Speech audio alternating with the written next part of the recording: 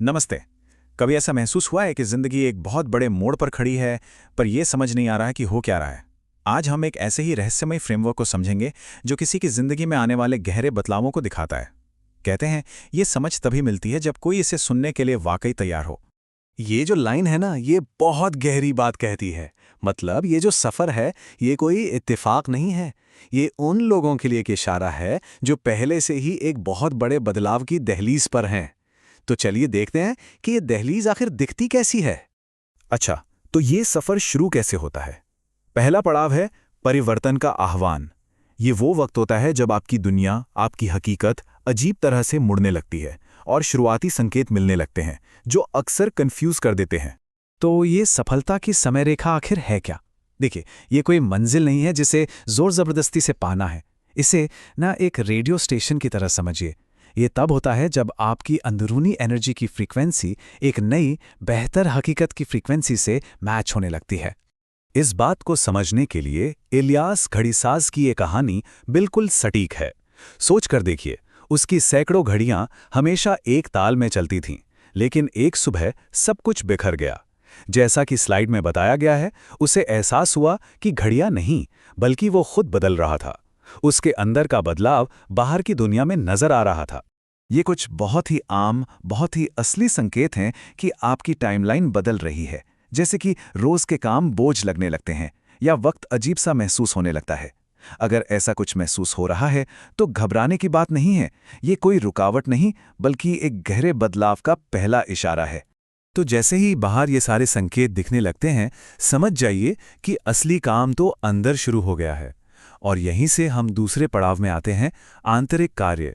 ये वो प्रोसेस है जहां आप अपनी फ्रीक्वेंसी बदलने के लिए अपनी पुरानी पहचान को पीछे छोड़ते हैं।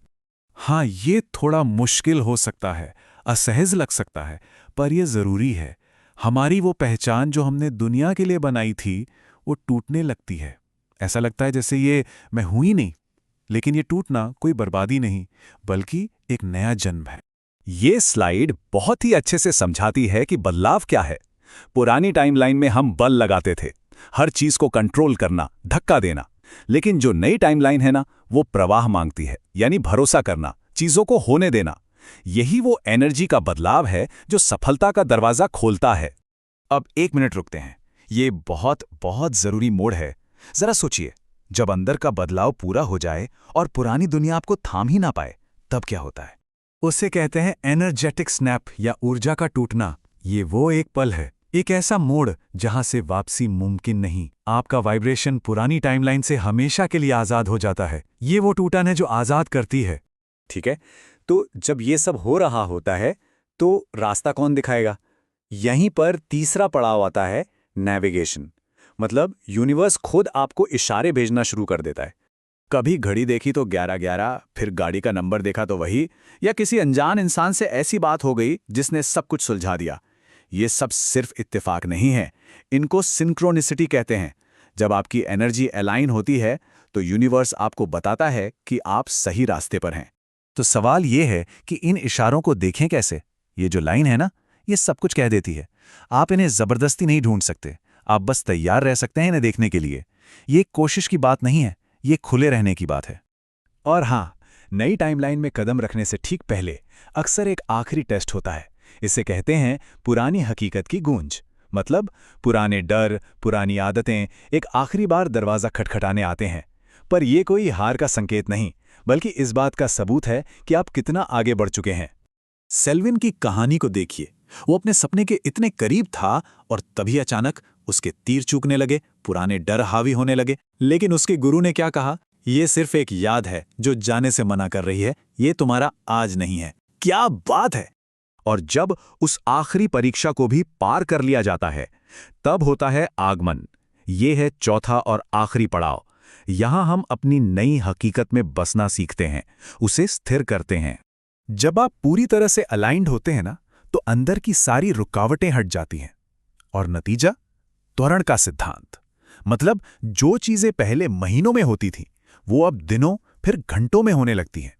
सोच और हकीकत के बीच का फासला मिट जाता है। लेकिन इस नई दुनिया में टिके रहने के लिए एक नियम सबसे सबसे जरूरी है, और वो है नियम नंबर 1। आपकी हकीकत कभी भी आपके आत्ममूल्य की भावना से ऊपर नहीं जा सकती। मतलब अगर अंदर से ये यकीन नहीं है कि इस बेहतर जिंदगी के हकदार हैं, तो पुरानी आदतों में लौटना तय है। इसलिए सबसे बड़ा काम है अपनी कीमत को पहचानना। तो देखिए, नई जगह पहुंचना एक बात है और वहां अपना घर बसाना बिल्कुल दूसरी। इसके लिए चाहिए नई आदतें, नई बाउंड्रीज और एक नई पहचान।